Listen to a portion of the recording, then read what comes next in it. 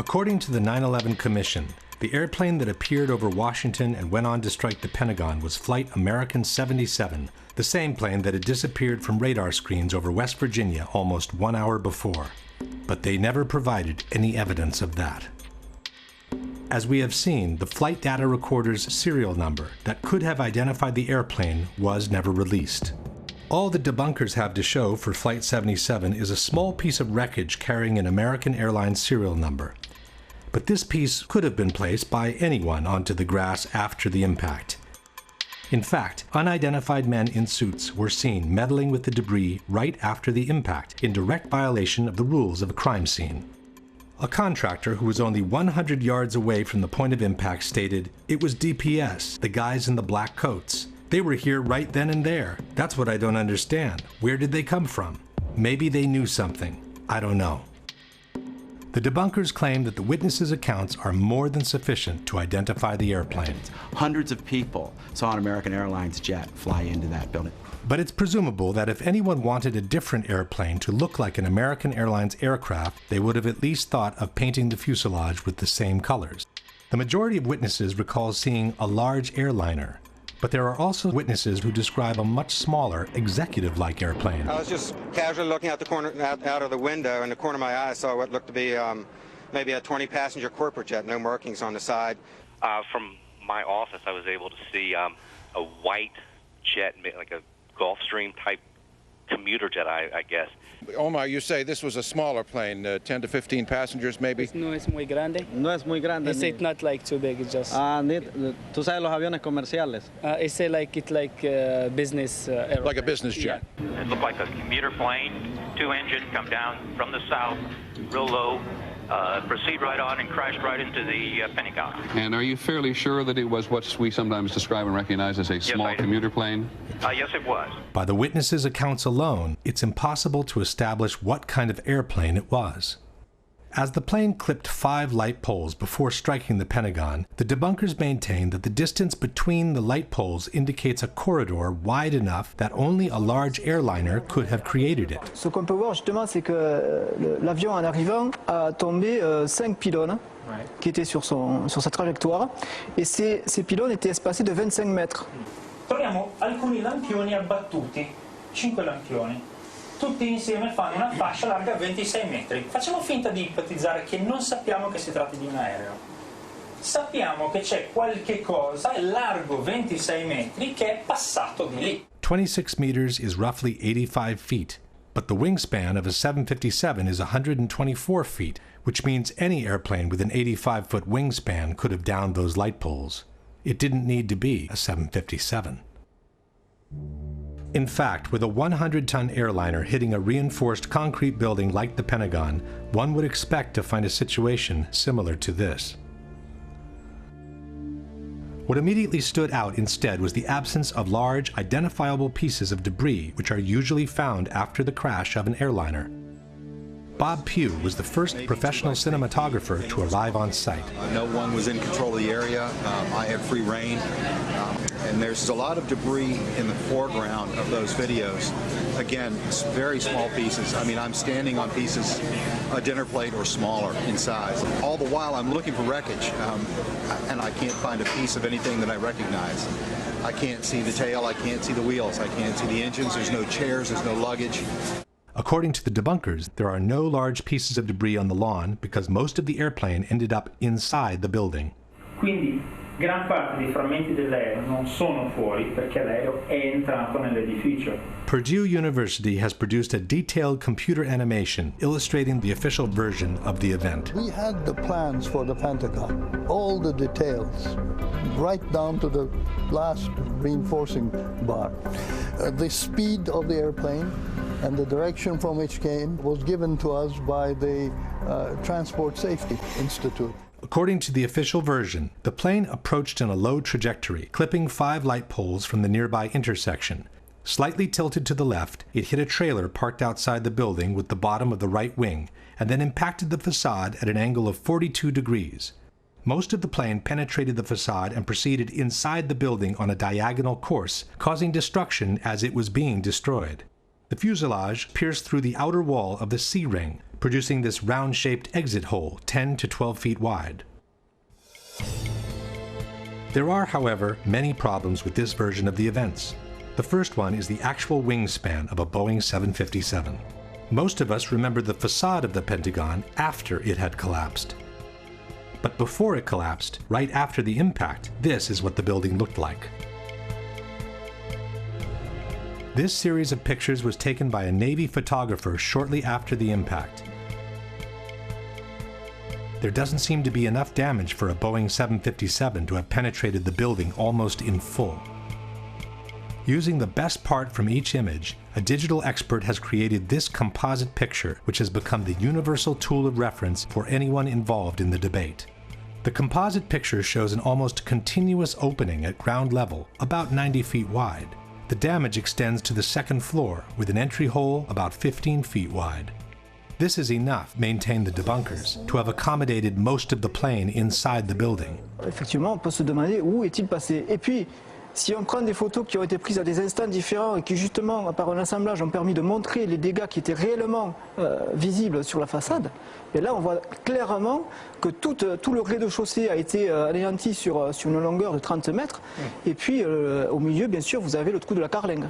That gash in the E-ring was about 90 feet across. The wingspan of the plane was about 124 and change. That punched the hole into the building.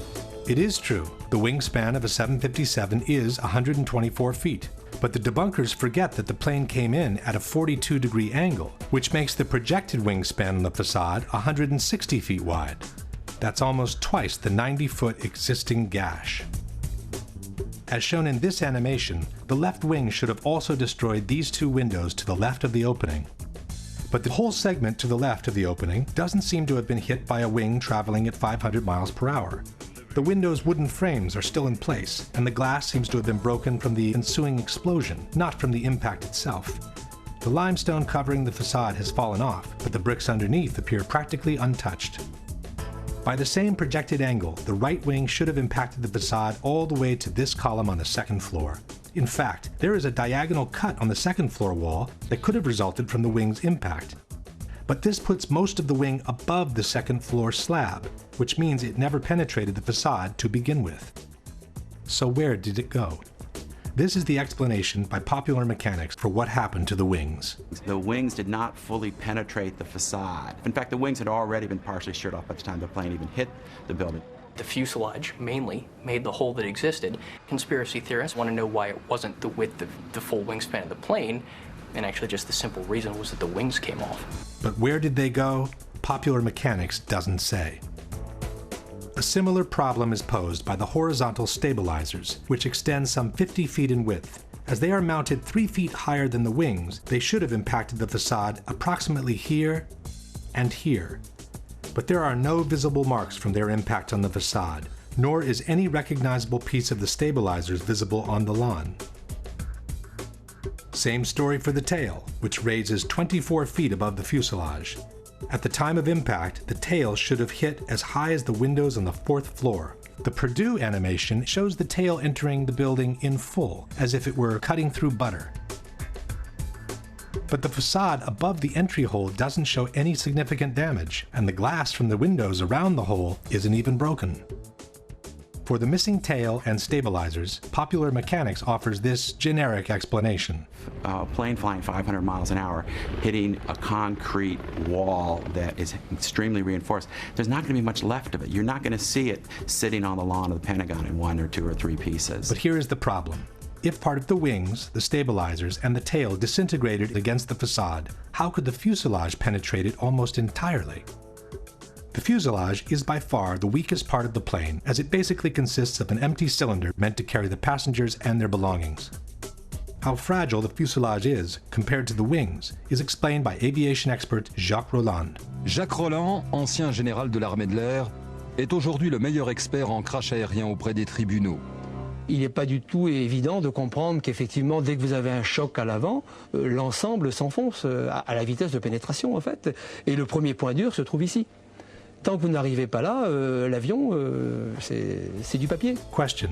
How could the fuselage, which is the weakest part of the plane, penetrate the facade almost entirely, while part of the wings, the stabilizers, and the tail, which are relatively stronger, were unable to do so and were shattered in 1,000 pieces instead? Even more mysterious is the disappearance of the engines. The 757 that allegedly hit the Pentagon was equipped with two RB-211 engines built by Rolls-Royce. Almost 8 feet in height, weighing over 7,000 pounds each, the internal core of the engine is made with components so sturdy and resistant that they are considered practically indestructible. It has to rotate at about 10,000 revolutions per minute, with a blade speed of about 800 miles per hour.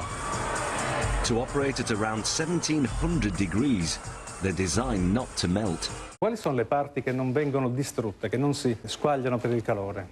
Pezzi del carrello e il cuore dei due motori, che è molto più compatto dalla parte esterna dei motori, ovviamente, è fatto in materiali che devono resistere alla temperatura, 2000-2500 gradi, per cui la parte centrale dei due motori è sicuramente sopravvissuta all'impatto. But where are they? In their animation, Purdue University has chosen to ignore the issue. As one can see, moments before the impact, the two engines simply vanish into thin air. Debunker Paolo Attivissimo has made what he calls a cautious suggestion. Questo è un motore Rolls-Royce RB211. Questo è un oggetto trovato davanti al Pentagono. Quando dicevo prima, probabilmente i motori non sono completamente entrati, questo oggetto è di forma compatibile. Faccio il prudente, dico semplicemente che è di forma compatibile. But this rotor could have come from any engine. There is also another picture of a similar disc, or possibly the same disc, from a different angle. And then there is this part of an engine found inside the Pentagon. But we are not looking for scraps.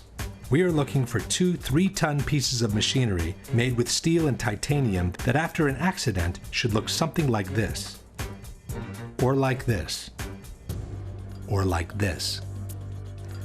In fact, had the Pentagon been hit by a 757, the two engines would have impacted the facade around these 2 points just below the wings. This means they would have proceeded inside the building on a path somewhat parallel to the fuselage, carving a trail of destruction much more devastating than any other part of the plane.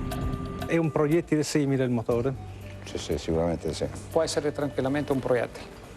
Lanciato quello a 800 km all'ora, la struttura viaggia e non si ferma a un minimo ostacolo. But there are no engines visible outside the exit hole, nor are there any other holes in the wall that could have been caused by an engine.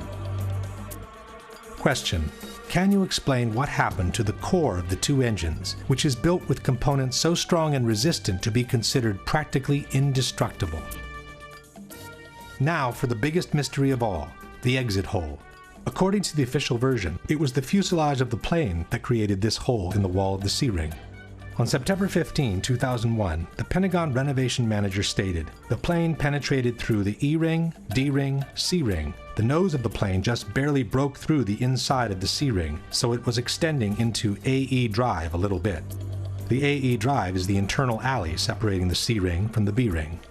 But how could the fuselage have made it all the way through the wall of the C-ring? Un aereo che pesa 120 tonnellate, lanciato a 800 km/h, impatta una facciata, la trapassa. Nel trapassarla viene tritato dalle colonne che ci sono in mezzo, a mo' di grattugia, se volete, mi passate questo termine, e alla fine quel che rimane sono solo frammenti molto piccoli. Quel poco che rimane in fondo arriva dall'altra parte. If the fuselage is only a cylinder and it gets cut and ground by the columns in 1,000 pieces, how can it retain the circular shape needed to punch this almost perfectly round hole in the wall? This is where the explanations by the debunkers become absolutely fascinating. The mass of the plane penetrated the building with enormous energy and continued into the building in a state almost more like a liquid than a solid. Then encountered reinforced concrete columns 2 feet thick. So the aircraft was flying through a forest of columns. The plane became almost like an artillery shell or a tank round. What actually came out, it was a circular ball of fire, which is how fire goes when it moves. That's why it has a perfectly round shape. By this time, there was an avalanche of debris that was moving as a single mass, much as in an avalanche of snow. Whether it was a liquid mass, a ball of fire, or an avalanche of snow, all these hypotheses are flatly contradicted by the Pentagon Building Performance Report, a document published in 2003 by the American Society of Civil Engineers. In assessing the condition of the columns on the first floor, the report reads, columns 3G, 3H, 3J, and 5J were damaged but still standing, although in the direct path of the fuselage. It is highly unlikely that any significant portion of the fuselage could have retained structural integrity at this point in its travel. The aircraft frame most certainly was destroyed before it had traveled a distance that approximately equaled the length of the aircraft. The length of the aircraft is 155 feet, which is roughly half the distance between the entry and the exit holes. That no substantial part of the fuselage reached the wall of the C-ring was also confirmed by the first eyewitnesses who described the damage inside the Pentagon. So the plane went in to the E, D, and to the C-ring. Not all the way through the C-ring. Question. Given that, according to the Pentagon Building Performance Report, the aircraft frame most certainly was destroyed before it had traveled a distance that approximately equaled the length of the aircraft, and that it is highly unlikely that any significant portion of the fuselage could have retained structural integrity from that point on, can you explain what caused the almost perfectly round exit hole in the outer wall of the C-ring? In conclusion, we have an opening on the first floor that's a bit more than half the projected wingspan of a 757. The tip of the left wing and most of the right wing missing without a valid explanation. The horizontal stabilizers and the tail also missing without a valid explanation. A fuselage that behaved more like a warhead than an empty cylinder made with aluminum. No trace whatsoever of the core of the two engines, and an exit hole on the C-ring that no one can rationally explain. Given all these facts, we must conclude that the damage observed at the Pentagon is not compatible with and must have been created by something other than a Boeing 757. The mystery of what hit the Pentagon could have been easily solved if the FBI had released the videos from dozens of surveillance cameras that are placed all around the impact zone. Yeah, there were a lot of cameras around the Pentagon. If you look at the Pentagon, you can see that there's cameras on each corner. There's cameras at some of the businesses around the Pentagon. And we know in those cases, the tapes were confiscated immediately by the FBI within hours of the event. When a Freedom of Information Act requesting all the videos covering the impact zone was filed, the FBI agent in charge of the tapes responded, "The FBI possessed 85 videotapes that might be potentially responsive to plaintiff's FOIA request. But," concluded the agent, "I determined that only one videotape showed the impact of Flight 77 into the Pentagon on September 11, 2001.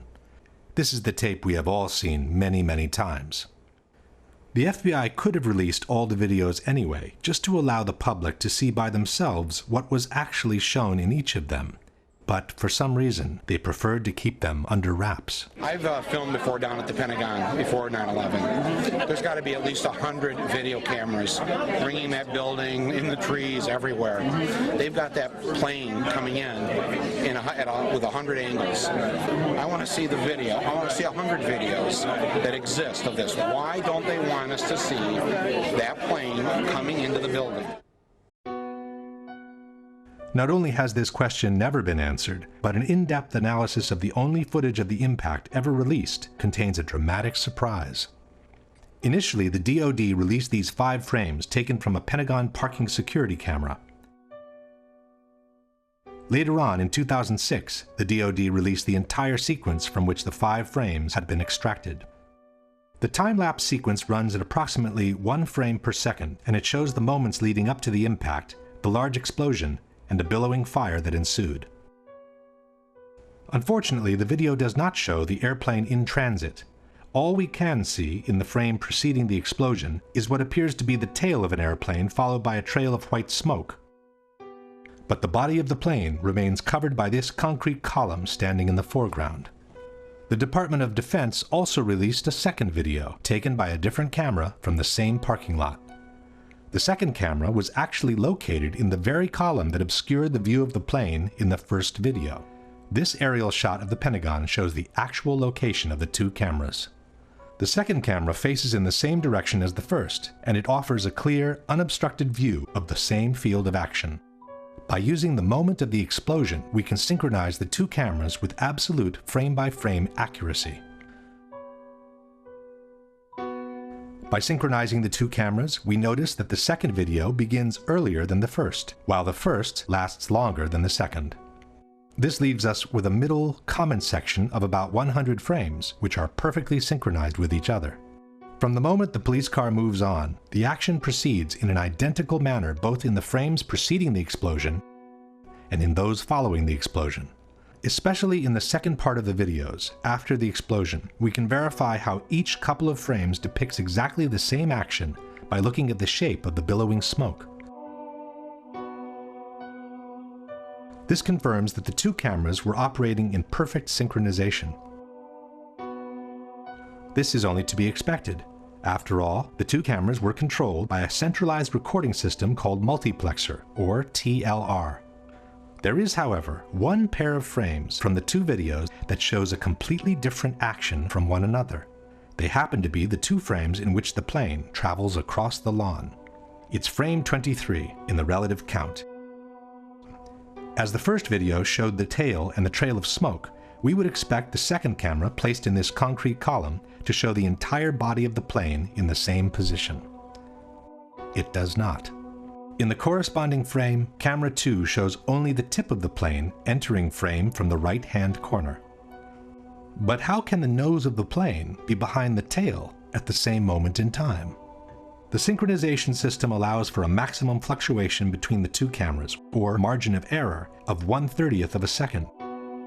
Given that the plane is traveling at 750 feet per second, the maximum possible fluctuation between the two cameras would translate into a difference of a mere 25 feet in the position of the plane. A 757 is 155 feet long. Even calculating the perspective due to the diagonal path, this is far from sufficient to explain the large discrepancy between the two images. Furthermore, after this moment, the two videos resume their perfect synchronization, which is maintained all the way to the end. Why these two crucial frames, and only these two, are so different from one another has puzzled researchers and digital experts alike. The same digital expert who had prepared the universal image from the Pentagon has also conducted an in-depth technical analysis of the two videos released by the Department of Defense. After confirming that the two cameras were synchronized by the same multiplexer system, this expert has compiled a table comparing the contents of each pair of frames.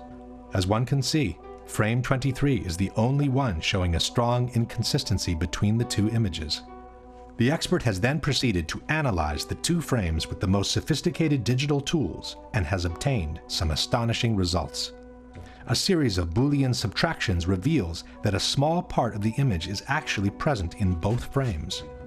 What is said to be the nose of the airplane in camera 2 is also present as part of the smoke trail in camera 1.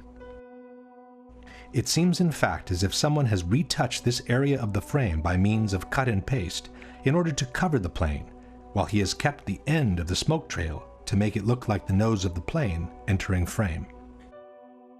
Question: given that the maximum fluctuation between the two cameras would translate in a difference of 25 feet in the position of the plane, can you provide a valid explanation for the large discrepancy between the two corresponding frames? Absent a valid explanation for this discrepancy, we must conclude that at least one of the two frames is the result of intentional manipulation or photoshopping. If we now summarize the situation at the Pentagon, we have the total lack of evidence that the unknown incoming was in fact Flight 77, a mysterious phantom plane that attracted the attention in the opposite direction, the failure from the White House to shoot down the incoming even though it posed a serious and imminent threat, a totally illogical approach maneuver from a terrorist's point of view, an alleged hijacker incapable of performing that maneuver, the absence of any significant part of the plane from the wreckage, a damage to the building clearly incompatible with a 757, a doctored tape of the impact, and the obvious reluctance by the FBI to release any other tape that could allow the identification of the plane.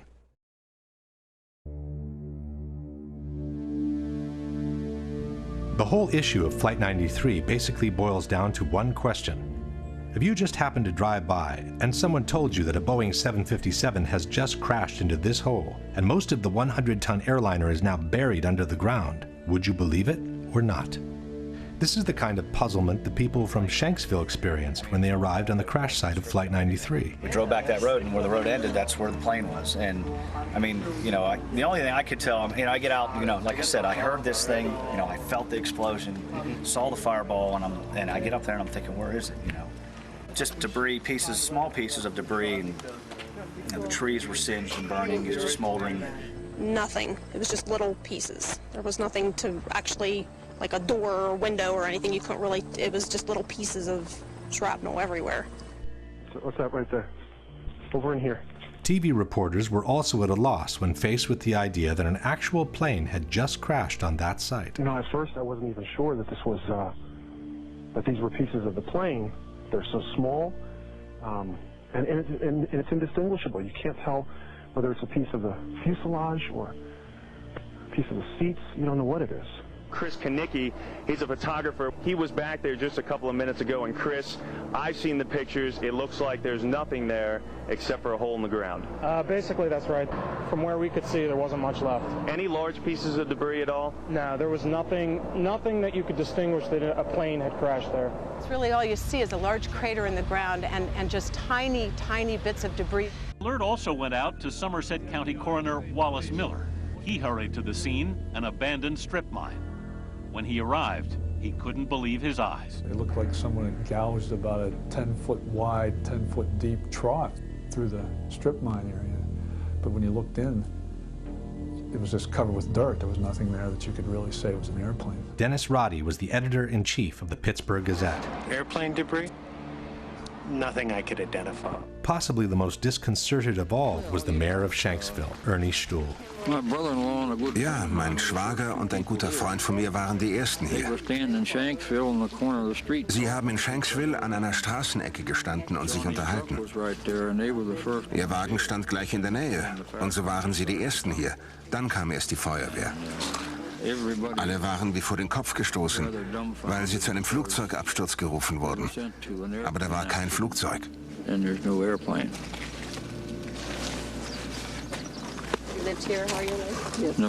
Flugzeug. Sie wurden hier zu der Unfallstelle geschickt und da war kein Flugzeug? Nein, da war nichts. Nur dieses Loch. Das ist es, was Sie sahen. Ich dachte immer, das sei die Absturzstelle. Das ist sie, aber da ist nichts zu sehen. It's in that hole, says the FBI, that most of the airplane lays literally buried in the ground. Much of the plane and its contents were found beneath the soft dirt, states the FBI's website. Evidence technicians found the flight data recorder about 12 feet below the surface and the cockpit voice recorder about 25 feet deep.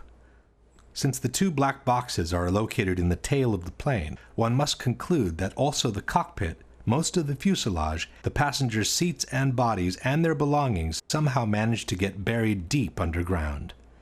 The only ones who don't seem to have a problem with this explanation are the debunkers. We have this idea that when planes crash, they crack in half and there's this dramatic burned wreckage. That's what happens when planes crash at very low speeds, usually on approach or takeoff from an airport. This plane was flying straight down. It was approaching the speed of sound. It would have if it had gone much farther. And it penetrated into soft ground with incredible velocity. Ma qui la caduta è stata diversa. L'aereo era quasi verticale quando si è schiantato a una velocità altissima. L'aereo si schiaccia quasi nel terreno, produce un cratere piccolo e quello che rimane va a finire quasi tutto nel terreno. First of all, it isn't true that the plane hit the ground almost vertically. According to the NTSB flight path, the 757 hit the ground at an angle of about 45 degrees. This fact alone removes much of the exceptionality the debunkers would like to attach to this crash. But even if it were true that the plane fell almost vertically, how could the hole have closed itself up even before the first responders arrived? This is not mud. This is your typical hard country soil. When a plane crashes and makes a hole in the ground, the hole remains open and quite visible from above. This, for example, is the crater caused by Flight Pan Am 103 when it crashed in Lockerbie, Scotland in 1988. It's true that the 747, the plane that crashed in Lockerbie, is larger than a 757, but it's also true that the Pan Am flight broke up in mid-air due to an explosion and that only part of the plane caused the crater seen in the photographs. Let's compare the size of the Lockerbie crater, several blocks wide, with the one in Shanksville, several feet wide. This is the size of a human being next to the Lockerbie crater. This is the size of a human being next to the Shanksville crater. These are people looking down into the Lockerbie crater. These are people standing by the Shanksville crater after the accident. Compare the size of a car with the Lockerbie crater and the size of a small truck with the crater in Shanksville. This is the largest chunk of the Pan Am flight that was found near Lockerbie. It's almost half the front part of the fuselage and includes part of the cockpit.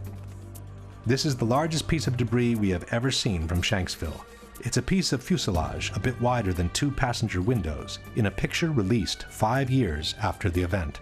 This is an engine from Pan Am Flight 103 which plunged to the ground at a location near Lockerbie. This, we are told, is an engine from Flight 93, which was supposedly excavated from the hole in Shanksville. These are images from different crashes, showing that the tail of the plane almost always survives. It does so because it's normally the last part of the plane impacting the terrain, when most of the kinetic energy has already been dissipated to the ground. This is the mark on the ground that was supposedly left by the tail of Flight 93 before it vanished into thin air. These are the chunks of the wings that are normally found after a plane crash. These are the marks that the wings of the plane allegedly left on the ground in Shanksville before vanishing with everything else into thin air. And this is the center of the hole, which is supposed to have swallowed practically the whole fuselage. But this is where the official story of the crash becomes truly fascinating. According to the FBI, after 2 weeks of excavation in Shanksville, 95% of the plane had been recovered. A Boeing 757 weighs roughly 100 tons. A mid-sized car weighs about 2,500 pounds, a ton and a half. This means that, according to the FBI, the equivalent of at least 50 to 60 cars was actually excavated from the ground. Question: can you explain how most of an airplane weighing 100 tons could end up buried deep underground in a hole that closed itself up before the first responders arrived?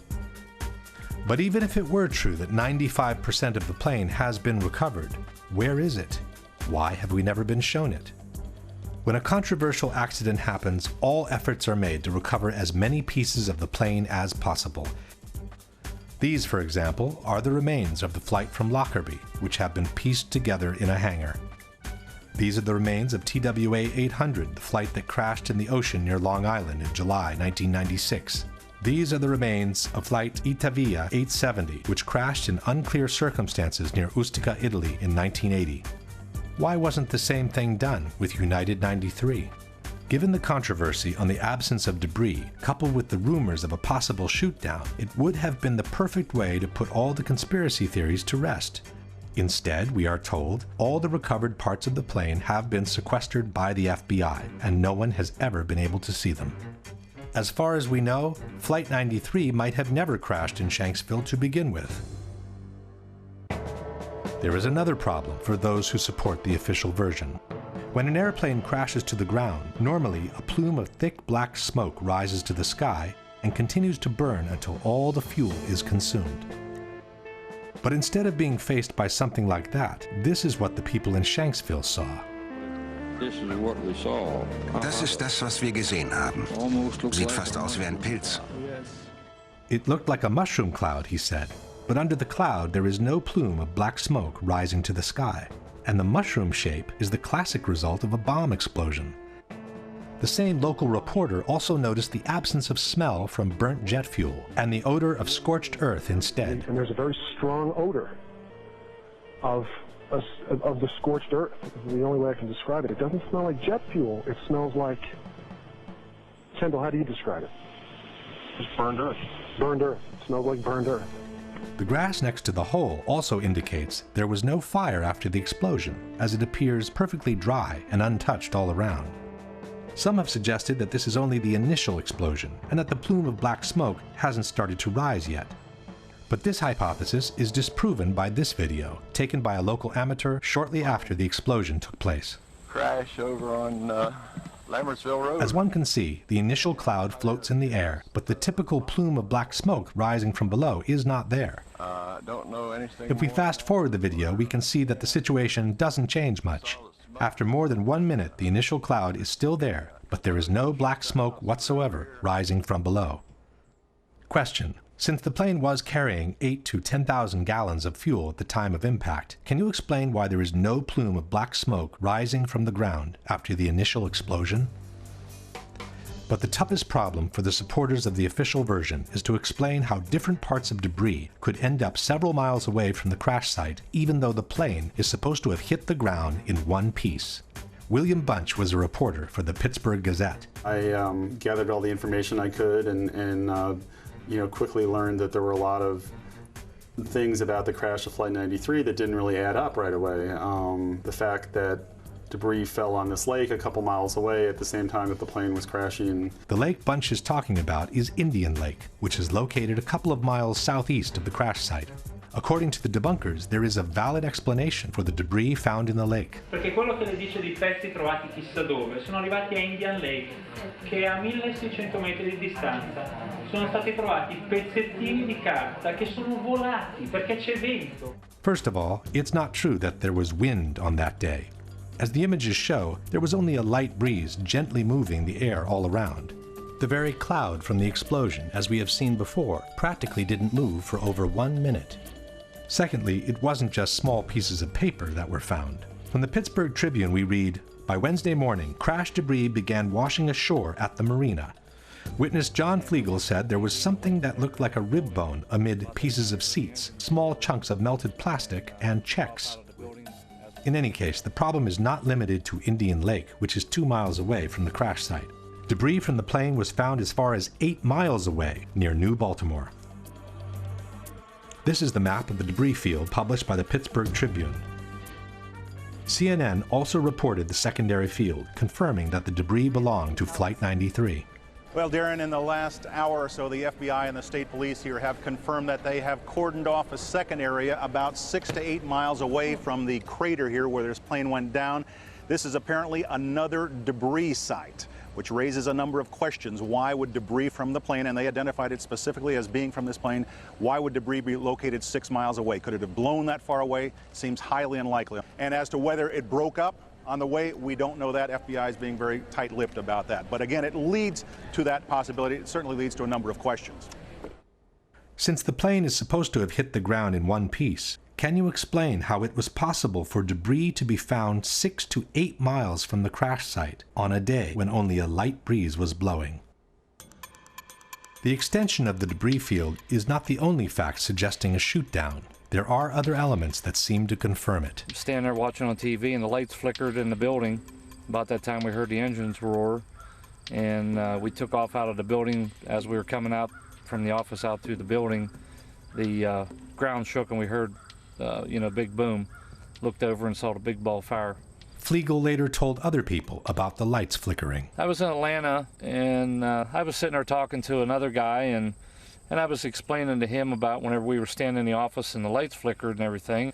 And as soon as he heard me say that, he immediately stopped me and he said, "Well, I'm retired from the Air Force." He said, "That plane was shot down." And I said, "Why?" And he said, "Because whenever the lights flickered, they zapped the radar frequency on everything before they shoot." The mayor of Indian Lake also remembers the power going off just before the crash. Our power had gone off, and then we felt a tremor. It sounded like a missile came across our house. I mean, they were going that fast. The mayor of Shanksville had something interesting to say. "I know of 2 people, I will not mention names, that heard a missile," Stuhl said. "They both live very close, within a couple of 100 yards. This one fellow served in Vietnam, and he says he's heard them, and he heard one that day." But who could have possibly shot the plane down? As far as we know, there are no witnesses who saw fighter jets near Flight 93 at the time of the crash. There are, however, some witnesses who saw a small, unmarked white plane which flew over the area just before the crash. I was just driving along here. It was a beautiful day. Had my window open, had the stereo on, and when I got up here almost to the stop sign, this small white plane, at the time, that's what I thought it was, went over top of me. It was so smooth, and it just glided right over me, just like that. And then I ducked, and when I looked up again, then it just banked to the right and went over and went down behind those trees. Something caught my eye, and here was a white plane, and it was coming from the crash site area. The debunkers maintain that there is no mystery behind the white plane. It was a corporate jet, they say. which air traffic controllers had asked to take a look on the ground after they realized they had lost Flight 93. There was, in fact, a little white jet that was seen in the area after Flight 93 crashed. A number of witnesses saw it. It was a little Dassault Falcon corporate jet that was flying to a nearby airport. And what happened is once air traffic control knew they had lost Flight 93, they asked the nearest aircraft to go over the area and actually radio back exact coordinates for the crash site. No. Susan McElwain, however, remembers seeing the white plane before the crash, not after. About 11:30 that night, the FBI came, wanted to talk to me. They kept asking me how big the plane was. I said the plane, you know, it was small, wasn't much bigger than my van that I saw, and that it went over top of me. And I said, you want to make sure maybe it was ours and not somebody else's. And then that's when he did seem to get a little nicer. Told me that it was a white Learjet, someone was taking pictures. I said, before the crash? And he says, well, we got to go. John Flegel also saw the mysterious plane. Since Flegel arrived on the spot within a minute from the crash, the corporate jet sent by the air traffic controllers would not have had time to descend over the area yet, while the mystery plane was already getting away from the spot into the blue sky. We got there, like I said, probably within 45 seconds or a minute of impact. We were there. We were there before any firemen, any paramedics, or anybody. We were on site. When we got there, there was a plane flying up above, and he was smart. He flew straight for the sun, so you couldn't look at it and see exactly what type of plane or if it was a fighter or what it was. But you know, we caught a glimpse of it, and as he was swinging, he was basically traveling in the same direction as the plane. If the plane was actually shot down, one big question arises. What are we to make of the heroic gesture by the passengers who chose to force the plane to the ground, we are told, in order to save the lives of other fellow countrymen? In truth, this heroic gesture by the passengers has been refuted by the 9/11 Commission itself. It was the hijackers wrote the commission, and not the passengers, who chose to intentionally crash the plane in Shanksville. The passengers never even made it into the cockpit. From the final report we read, at 9:57, the passenger assault began. But for more than 5 minutes, writes the commission, the passengers were unable to break into the cockpit. After a while, as the outside attack continued, Jarrah asked, "Is that it? Shall we finish it off?" A hijacker responded, "No, not yet. When they all come, we finish it off." It should be noted that this dialogue was allegedly extracted from the cockpit voice recorder of Flight 93, but the actual recording, as we have said before, was never played in public. At 10:02, a hijacker said, "Pull it down, pull it down." The hijackers remained at the controls, but must have judged that the passengers were only seconds from overcoming them. The airplane headed down, the control wheel was turned hard to the right. The airplane rolled onto its back, and one of the hijackers began shouting, "Allah is the greatest, Allah is the greatest." With the sound of the passenger counterattack continuing, the aircraft plowed into an empty field in Shanksville, Pennsylvania at 580 miles per hour, about 20 minutes flight time from Washington, D.C. Jarrah's objective, concludes the commission, was to crash the airliner into symbols of the American Republic, the Capitol, or the White House. Question: given that they were only 20 minutes away from Washington, and for almost 6 minutes the passengers had been unable to enter the cockpit, why didn't the hijackers continue flying towards the Capitol? And even if they thought they couldn't make it to Washington, why didn't they try to crash the plane onto a small town nearby? Why crash the plane in an empty field where they knew they could not kill any more victims than those that were already on the plane with them? Maybe a less fictional explanation for Flight 93 is the one offered by Vernon Gross, author and former NTSB investigator. The role the government plays in times of stress, how they view the public. Can the public stand the truth? Or shouldn't we need a legend at this point. We need a really neat story of reacting against such a dastardly act as was happening. So it's really nice and convenient to think of the Beamer story, let's roll, and that becomes just like the Alamo. And it's just one of those legends, and I think there'll be a lot of pressure to let the legend stay where it is. If we now summarize Flight 93, we have no proof whatsoever that the terrorists boarded the plane, nor that they were ever in the cockpit. An alleged hijacker who could not have flown an airliner in the way that Flight 93 was flown. A false, concurrent hijacking that called the attention away from the real one. No proof whatsoever that Flight 93 crashed in the field near Shanksville. an extended debris field which flatly disproves the official version of the crash and suggests that the plane broke up in mid-air instead, an unexplained small white jet leaving the area right after the impact, and the fact that the passengers who called from their cell phones could not have been on that plane to begin with, which strongly suggests their revolt was a scripted, fictional event intended to fuel a prefabricated legend.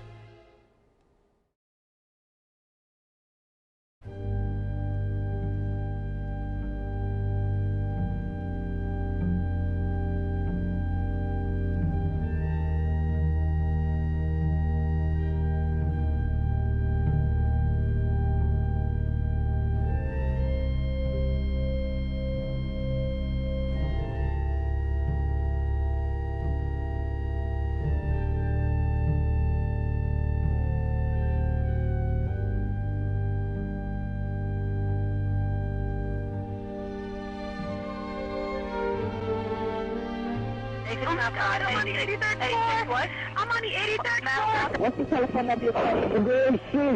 You can do anything 441 2623. Are they going to be able to get somebody up here? Well, of course, man. We're coming up to you. Two of us in this office. We're not ready to die, but it's getting bad.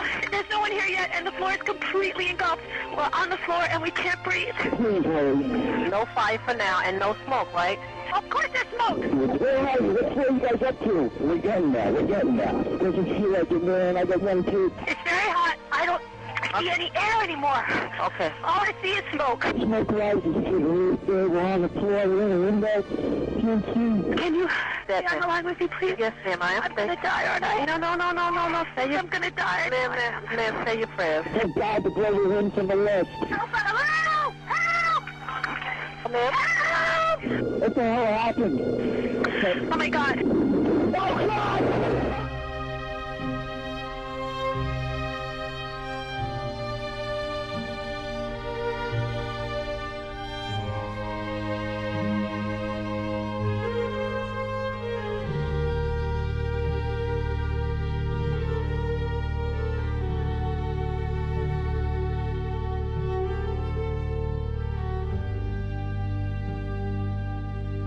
For most Americans, the destruction of the Twin Towers will remain embedded in their memories and their hearts as the epitome of horror, astonishment, and unjustified human suffering.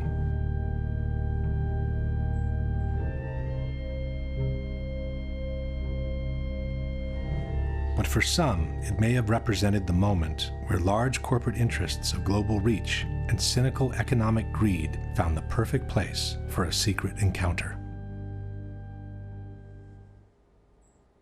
Common wisdom has it that the September 11 attacks destroyed two of the best jewels America has ever had. But exactly jewels, the Twin Towers, were not. While they sat on some of the most valuable real estate in the world, after 30 years the Twin Towers had become obsolete. With each of the floors built as an open space of almost 1 acre in size, the rising cost of energy had made it extremely expensive to keep the buildings warm in winter and cool in summer. General maintenance was also very expensive compared to buildings from more recent years. In his 1999 book on the Twin Towers, Divided We Stand, author Eric Darton wrote, "When the World Trade Center was bombed in February 1993, it was already passing its prime as office space, overtaken by a generation of more recent, cybernetically smart buildings with higher ceilings and greater built-in electrical capacity. To maintain the Trade Center as Class A office space commanding top rents, the Port Authority would have had to spend $800 million rebuilding its electrical, electronic communications, and cooling systems." Furthermore, after the 1993 bombing, the tenancy had dropped dramatically, and it had been very hard to bring it back to normal levels. But the biggest problem with the Twin Towers was the large amount of asbestos they contained. Built in a time when the use of asbestos was still allowed in civil construction, at least 400 tons of this extremely dangerous material had been used to fireproof the steel structure of the buildings and to insulate hundreds of miles of pipings for water, heating, and air conditioning. Asbestos was also present in the ceiling panels, the elevator shafts, and the vinyl tiles from office floors. From a property condition assessment of the Twin Towers dated December 2000, we read, "According to Port Authority records, a total of 7 million square feet of vinyl asbestos floor tiles were installed in the World Trade Center." By the time asbestos was banned from civil construction, the Twin Towers were nearing their completion. Initially, the asbestos was encapsulated wherever possible to prevent the particles from being inhaled. But in the 1990s, the regulations grew tighter, and every time a simple renovation was needed, the complete removal and replacement of the asbestos was also required. At the same time, because of the health risk it posed, the cost of asbestos removal and abatement had been skyrocketing. Safety procedures required the areas to be treated to be vacated in advance, hermetically sealed, and kept under negative pressure at all times to prevent particles from escaping outside. Only specialized workers could access the area, wearing airtight suits and respirators. A full decontamination process was required every time they left the area. In the mid-90s, the Port Authority put out different bids for the removal and replacement of the asbestos in a case-by-case scenario.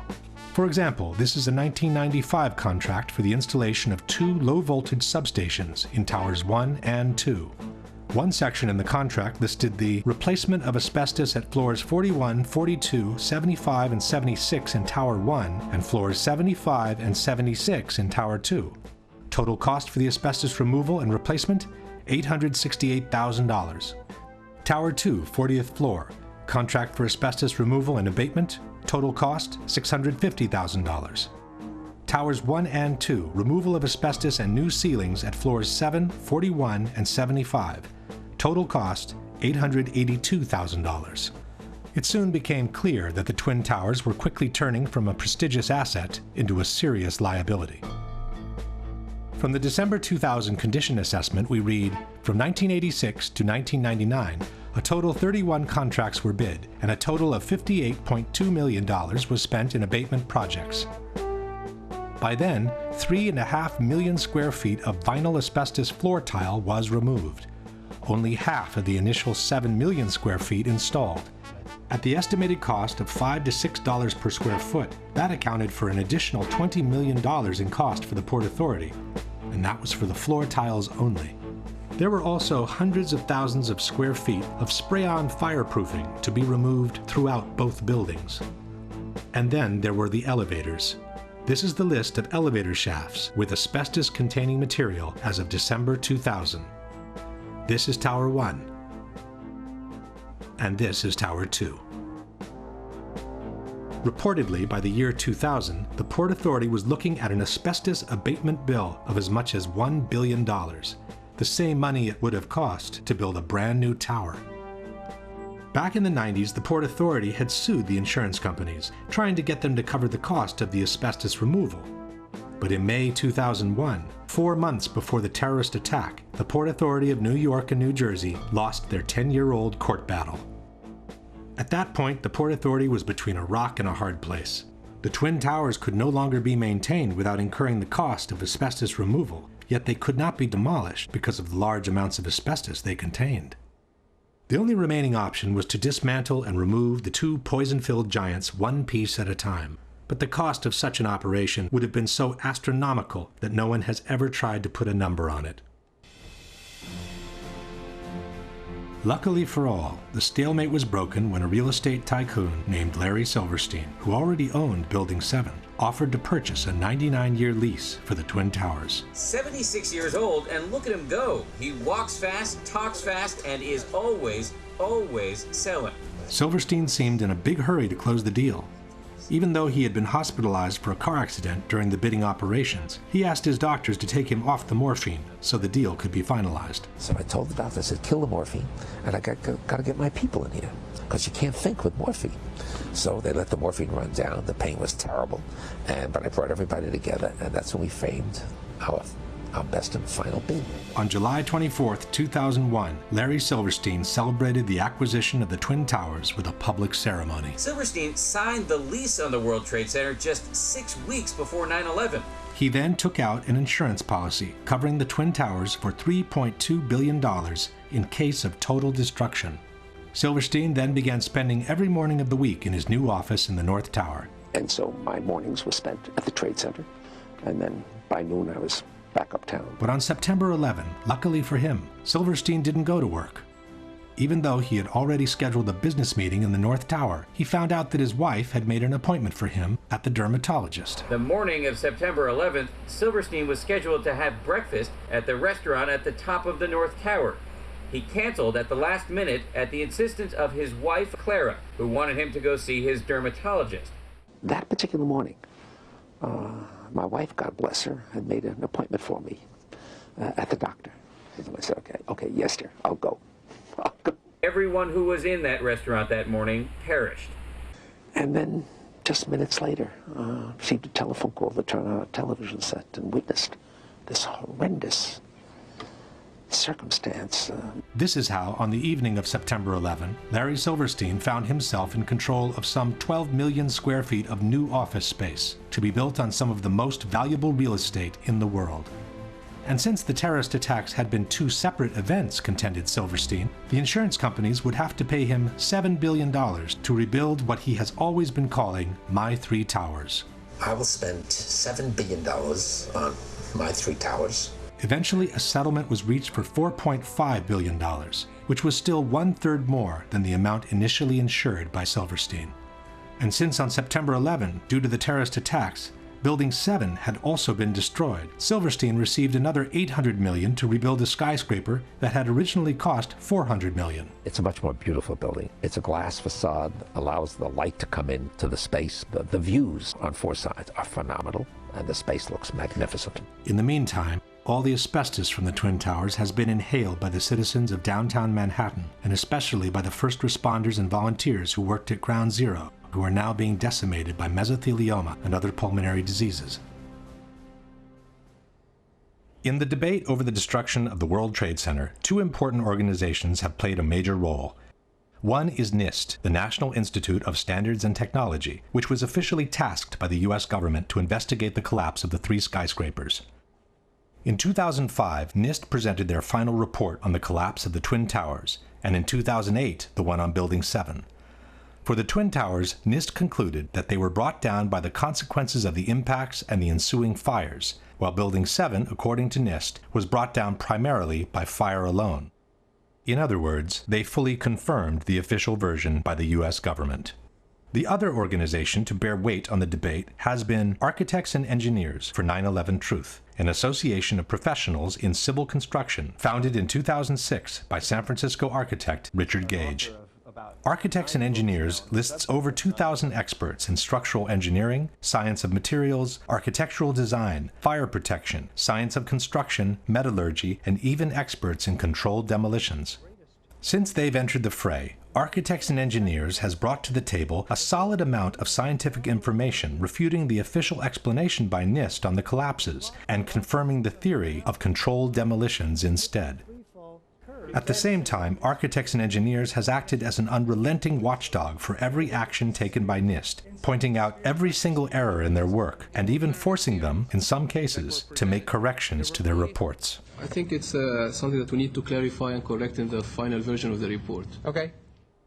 The first issue that needs to be clarified is the actual strength and solidity of the Twin Towers, since both the 9/11 Commission and the debunkers have made extensive efforts to depict them as extremely light and fragile buildings. The outside of each tower was covered by a frame of 14-inch wide steel columns.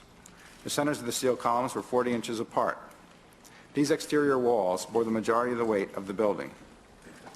The interior core of the buildings was a hollow steel shaft in which elevators and stairwells were grouped. Le torri di New York invece erano sostenute da un'intelaiatura esterna, da sottili nervature d'acciaio, insomma erano come dei parallelepipedi vuoti. Il World Trade Center era una struttura leggerissima, era la massima espressione del grattacielo leggero, come lo chiamano i tecnici. C'è un solo altro edificio che io sappia, che è quella che si chiamava un tempo la Sears Tower a Chicago, che usa lo stesso tipo di struttura. Dopo il World Trade Center nessuno l'ha più usata. As we shall see, all these statements are false. Contrary to traditional skyscrapers, where all the support columns are equally spaced, in the Twin Towers, part of the supporting columns had been moved towards the exterior wall, creating a large column-free space available for rental. For this reason, the external structure had literally become a grid of steel columns made with prefabricated blocks that were mounted on site. These are the thin steel nerves mentioned by debunker Alberto Angela, 244 steel columns placed approximately 2 feet apart, which supported 40% of the weight of the towers. Far from being two empty parallelepipeds, the internal structure was comprised of 47 steel columns, so long and sturdy that a special factory in Japan had to be built in order to assemble them. It was the core structure to support the majority of the weight of the building, 60% of it, and not the external structure. The core structure seen on the left is what the 9/11 Commission has called a hollow steel shaft. This is the same core structure near the base of the tower. The core structure was an actual, extremely robust steel skyscraper built within another skyscraper. The core structure housed the stairs, the elevators, and all other services needed for the functioning of the tower. The inner walls of the core structure were made of simple layers of sheetrock. A long series of steel trusses connected the core structure to the external one and supported the floors. The floors were also prefabricated rectangular pieces covered by a thin layer of concrete. The internal and external structure connected through an umbrella-like structure called a hat truss, which kept together the towers and bound them from above. The idea that this kind of structure is fragile and therefore no longer used after 9/11 is disproven by the new Building 7 built by Larry Silverstein. A strong central structure supports the majority of the weight of the building. Long steel beams support the floors and connect the core structure to the external one, allowing for a large column-free space in between. A very similar concept to the one used in the Twin Towers.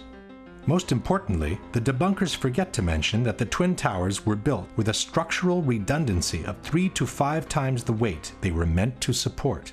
This structure was capable of holding 3 to 5 times the weight. These buildings are built to handle several times the load above them. So those perimeter columns could handle 5 times the load above them, and the core columns could handle 3 times the load above them.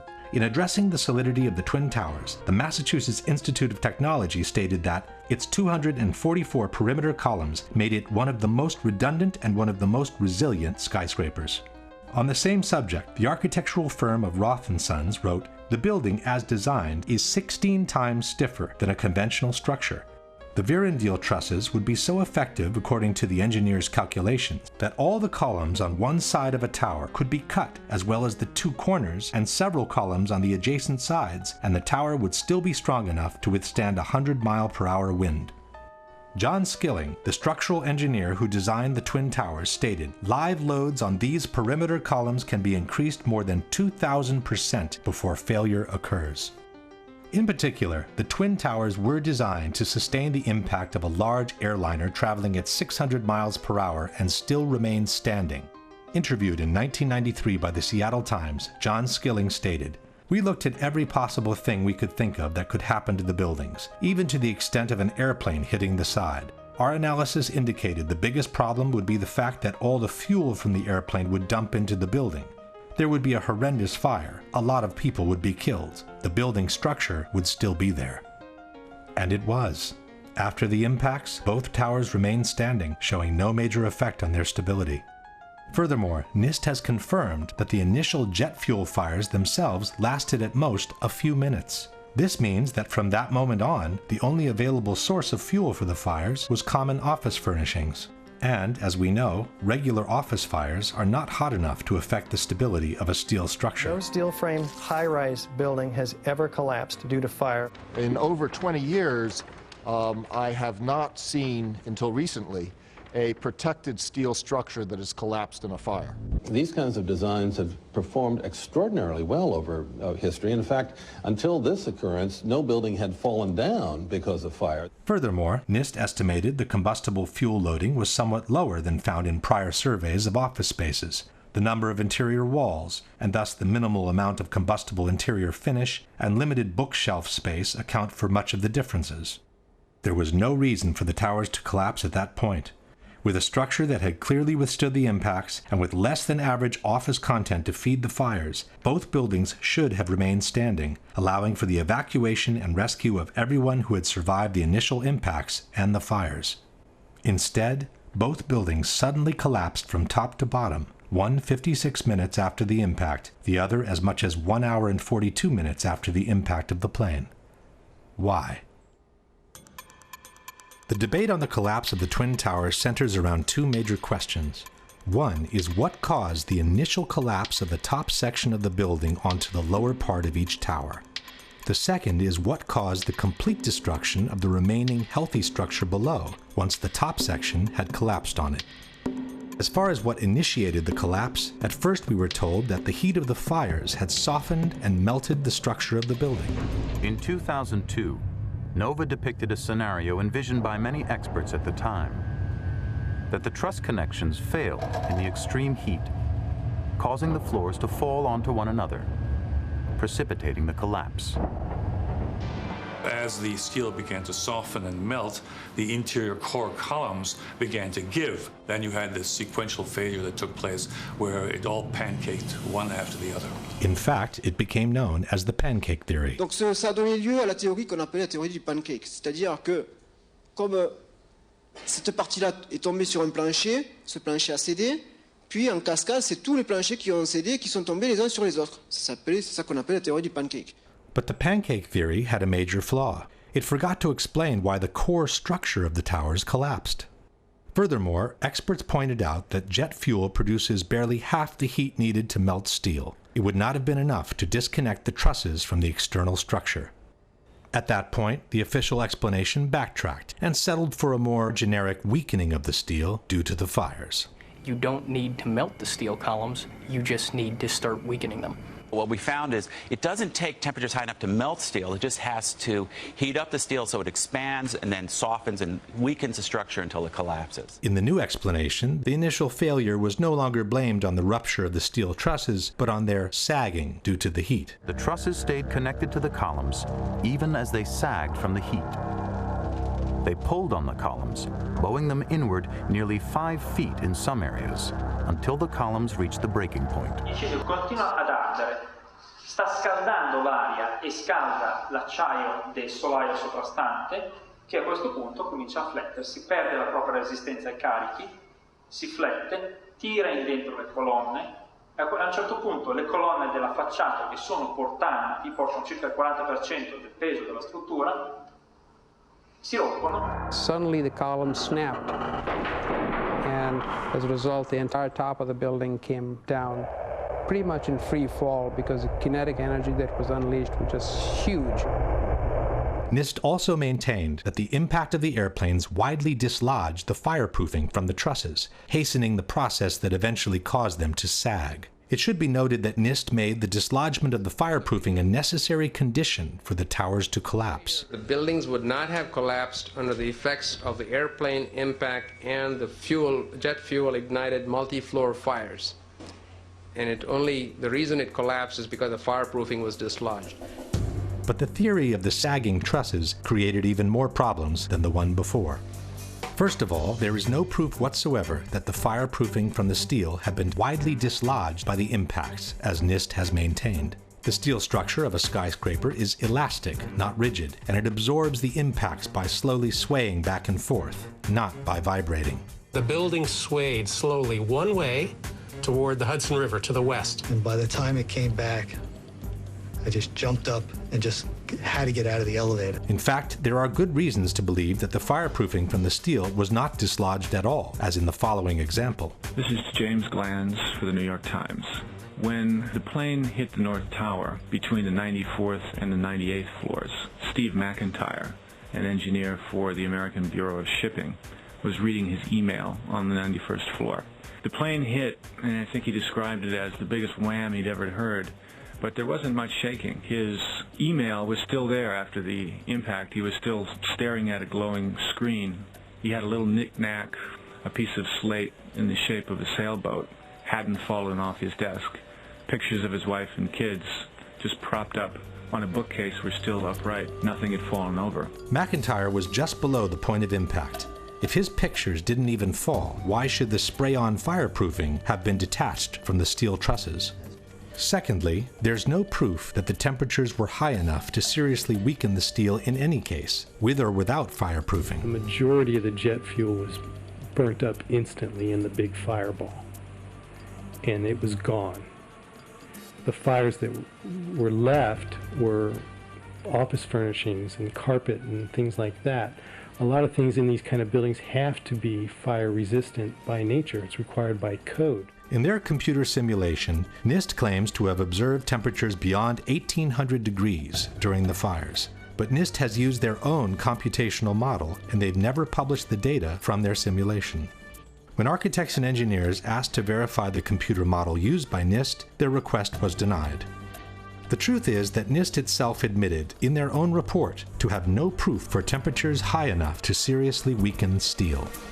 From the NIST report we read, of the more than 170 areas examined on 16 perimeter column panels, only 3 columns had evidence that the steel reached temperatures above 250 degrees centigrade, or 480 degrees Fahrenheit.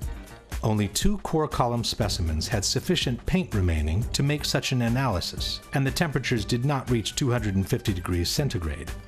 No conclusive evidence was found to indicate that pre-collapse fires were severe enough to have a significant effect on the microstructure that would have resulted in weakening of the steel structure. In other words, NIST openly admits to have no proof to support their own theory. In conclusion, the known facts are: steel melts at about 2800 degrees Fahrenheit. Softening can begin at about 1100 degrees Fahrenheit. Except for 3 isolated spots, NIST admits to have found no proof of temperatures beyond 480 degrees Fahrenheit, which is less than half the temperatures needed to seriously weaken steel.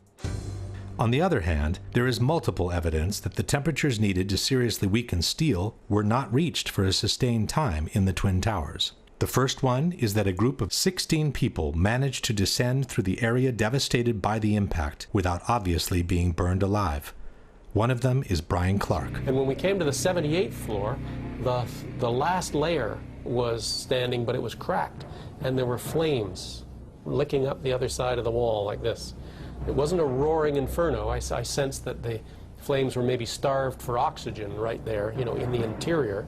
We kept going, and we got onto the 74th floor. When we got down that far, normal conditions. The lights were on, fresh air coming up from below.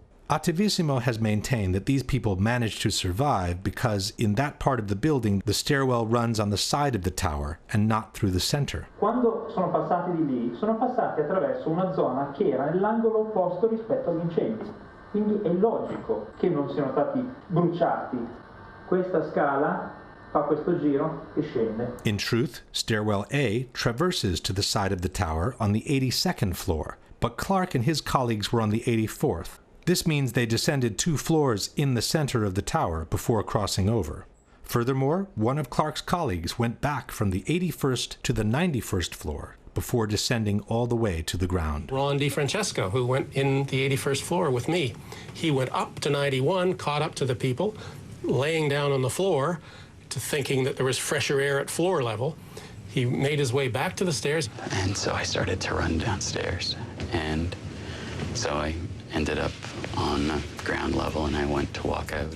Had there been a temperature of 1100 degrees around the stairwell, nobody would have been able to go through it alive. Secondly, there is a series of thermographic images shot with an infrared camera showing temperatures much lower than those needed to soften steel. This is the North Tower, seen from below. It's 9:18, about a half an hour after the impact of the first plane, and the indicated temperatures do not reach the color yellow, which means they don't exceed 100 degrees centigrade or 212 degrees Fahrenheit. And this is the South Tower, some 15 minutes after the impact of the second plane. Here too, the indicated temperatures do not exceed 212 degrees Fahrenheit. But the major problem with the sagging trusses theory is that it doesn't make any sense from a mechanical point of view. Even assuming the temperatures were high enough to make them sag to such an extent, where did these relatively thin trusses find the strength to pull and then break apart a supporting structure much larger and stronger than they were? The phenomenon suggested by NIST is called thermal expansion. If one assumes that the trusses were forced to expand downwards by the vertical structures resisting the push, it means they were weaker than the structure, and they would have never found the strength to pull it inwards. If instead the trusses sagged on their own, so weakened by fire to become unable to support their own weight, where would they find the strength to pull and break apart the same structure that had easily supported them when they were strong and healthy? In either case, the idea that the trusses alone would have been able to pull and break apart the external structure makes no sense. As we shall see, the external structure did bow inwards before the towers collapsed.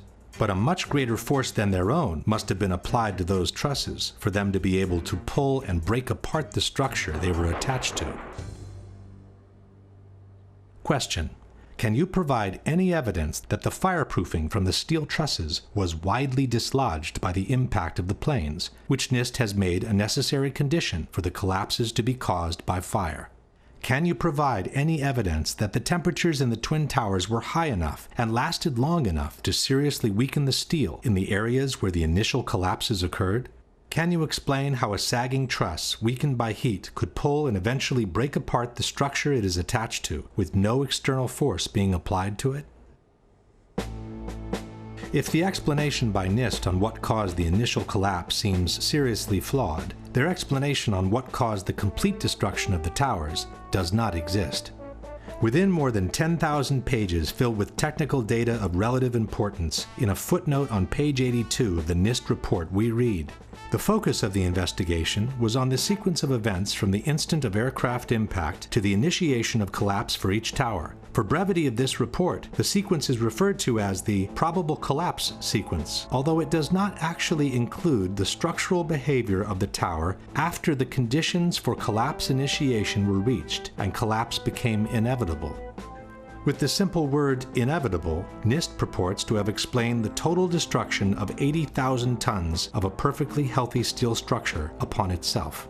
The area below the damage zone where the planes flew in and where the fire was, that area below that, those 80 or 90 stories, 80,000 tons of structural steel was not damaged in any way. Yet you stood there and watched it destroy itself, wiping out floor by floor all 287 structural columns as if they didn't exist underneath the damage zone. When a well-known debunking website wrote to NIST asking for a clarification on the sequence of the collapses, it received a similar answer. NIST did not describe the specific sequence of events after global collapse initiated. This astonishing statement has been repeated by NIST over and over again under the most surprising of justifications. Once the collapse initiated, the video evidence is rather clear. It was not stopped by the floors below, so there was no calculation that we did to demonstrate that, what is clear from the videos. This is tantamount to saying, once the Pearl Harbor attack initiated, the video evidence shows that the US fleet was quickly overwhelmed by the Japanese, so we didn't feel the need to find out why it happened. To make up for this embarrassing void, the debunkers often point at some independent studies which purport to explain the collapses by gravity alone. Ci sono opere tecniche come quelle che vedete citate qui che analizzano in estremo dettaglio la dinamica del crollo delle torri gemelle e non trovano niente di strano. The study most quoted by debunkers is called What Did and Did Not Cause the Collapse of the WTC Twin Towers in New York by Czech engineer Zdeněk Bazant. But in his own study, Mr. Bazant admits to have worked on a one-dimensional model, while he states, the high tilt seen on the South Tower top would call for a three-dimensional model of progressive collapse. In any case, it is not up to private studies to explain the collapse of the Twin Towers. NIST received $20 million of taxpayers' money to determine why and how World Trade Center 1 and World Trade Center 2 collapsed following the initial impacts of the aircraft, and to this day they have not done so. This is why Architects and Engineers has kept pressing NIST, asking them to publish their data in regards to the potential energy released during the downwards movement of the upper stories and the absorptive capacity of the intact structure below the collapsed zone. Structural engineers do this every day. This is not rocket science. You have the known weight of this building mass. You have what are known columns below it in order to resist it. You let it go in your models and you calculate what the resistance is. Why didn't they do it? Could it be because they knew darn well that it would not have collapsed at all? In fact, it could be suggested that NIST never explained the collapses by gravity alone because it would be impossible to do so without violating at least two of the most fundamental laws of physics. One is Newton's third law of motion, which states that for every action there is an equal and opposite reaction. This means that two opposing forces will neutralize each other. In a head-on collision, the two cars absorb each other's kinetic energy and transform it into physical deformation or damage.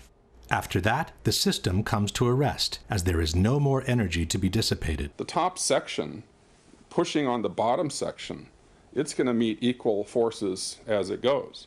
Both sections are going to be demolished at the same rate. So by the time you've crushed up 15 stories below it, the top 15 stories are also going to be crushed. And so there's nothing left now to crush the rest of the building.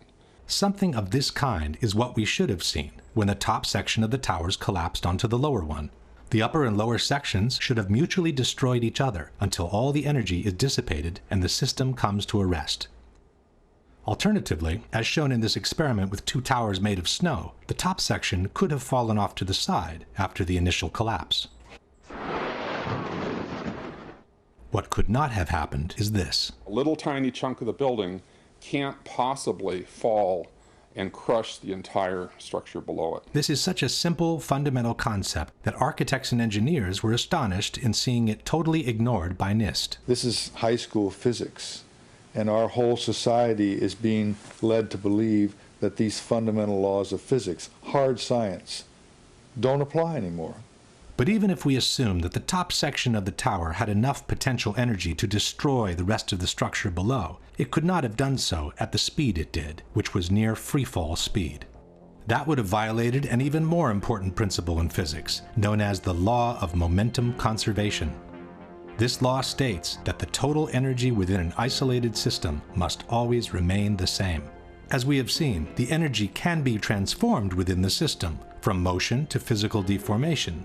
But for the deformation to begin, the velocity must decrease in order for one kind of energy to be transformed into the other. No new energy can be added to the system. One particular example of momentum conservation is freefall.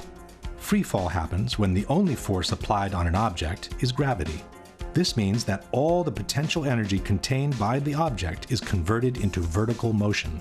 As soon as the falling object hits an obstacle and breakage occurs, the speed must decrease because some of its energy needs now to be converted into physical breakage. It takes energy to break things apart, and that energy must come from within the system. Thus, the falling rock cannot keep falling at free fall speed and break apart at the same time because it doesn't have enough energy to do both. Let's go now to the Twin Towers and ask a simple question. Assuming that the top section on the left contains enough potential energy to destroy the rest of the tower, and assuming we dropped both upper sections at the same time, which one would hit the ground first? It would be the second, of course. As it finds no obstacles in its path, the section on the right would quickly accelerate to free fall speed and maintain it all the way to the ground. The section on the left instead needs to use some of its energy to destroy the structure below, so it could never achieve free fall speed. In the case of the Twin Towers, however, both upper sections fell with an acceleration close to free fall speed, as if their path had been practically free from obstacles. It took each tower between 10 and 12 seconds to collapse to the ground, while an absolute free fall time would have been 9.2 seconds. In other words, both upper sections of the towers found enough energy to destroy 80,000 tons of healthy structure below, while accelerating to near free fall speed. This is, as we have said, absolutely impossible by gravity alone. The law of momentum conservation won't allow it. A building cannot do free fall with a huge steel structural system in place to support it. The Twin Towers could not have come straight down through the resistance of 80,000 tons of structural steel at the speed of practically free fall. That just would not happen. If in fact it actually hit and made an impact, it was effectively crushing anything, pushing hard on this core structure below it, the core structure is going to push back equally hard. And that's what's going to cause the top section of the building to slow down. As energy is drained away from the system to deform those members, it would slow down the descending mass and cause a descent at less than free fall speed. There is only one way for those buildings to have collapsed at the speed they did. The buildings fall at a speed which can only occur if the structure has been removed, the vertical structure. The same Shyam Sunder from NIST has acknowledged that free fall can only be achieved with the absence of a structure below. Free fall time would be an object that has no structural components below it. But what could have removed the supporting structure below, since the falling section didn't have any extra energy to do so? The fact that it's coming down at free fall says all of the energy is being used to just make it go straight down, which means it's coming down through itself and not breaking up the building as it goes. Something else has to be clearing the way.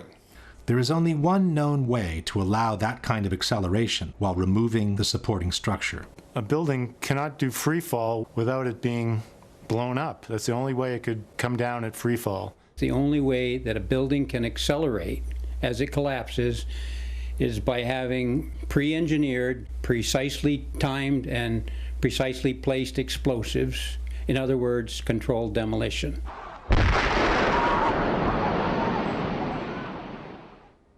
Since a near free-fall speed automatically means a controlled demolition, the debunkers have tried to deny that the Twin Towers fell in about 10 seconds each.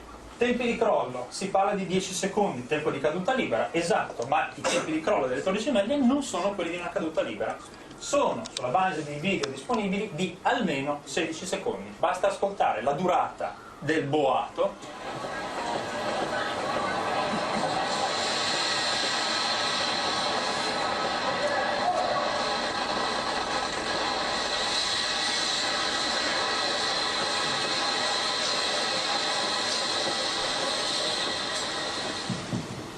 Quindi, se avete contato con me, sono un po' più di 10 secondi. We couldn't count with him, as it's very difficult to establish the exact duration of a collapse by listening to the sounds only.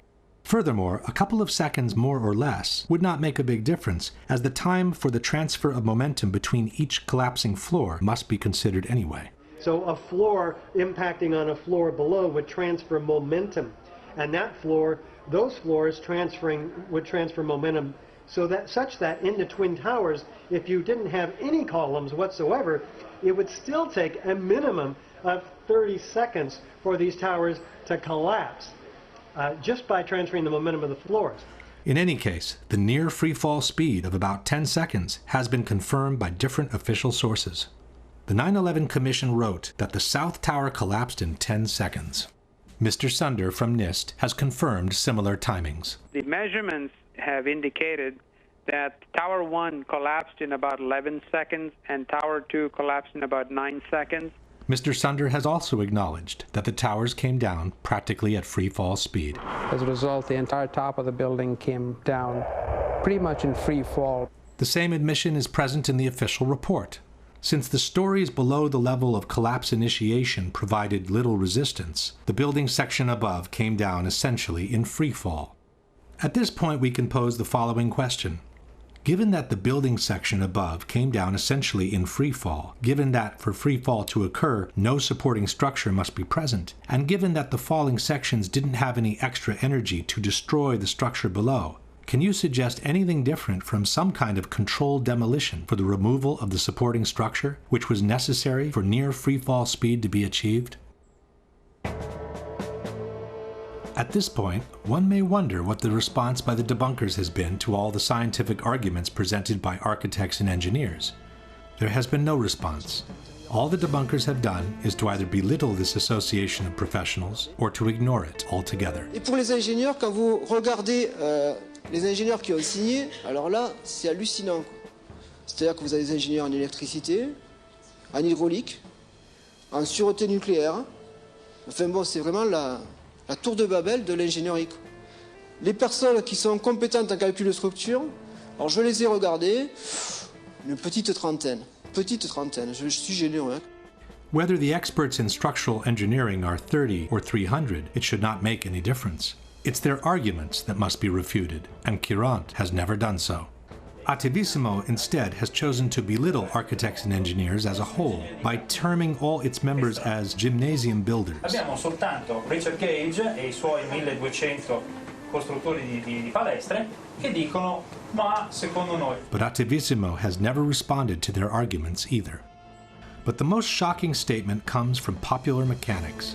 In their book, Debunking 9/11 Myths, they wrote, "Not one of the leading conspiracy theorists has a background in engineering, construction, or related fields." This statement appears both in the original publication, dated 2006, and in the revised edition, published in 2011. By then, architects and engineers had been active for almost 5 years, listed more than 1,300 experts in civil engineering, had made presentations in 20 different countries in the world, and had been invited on national television several times.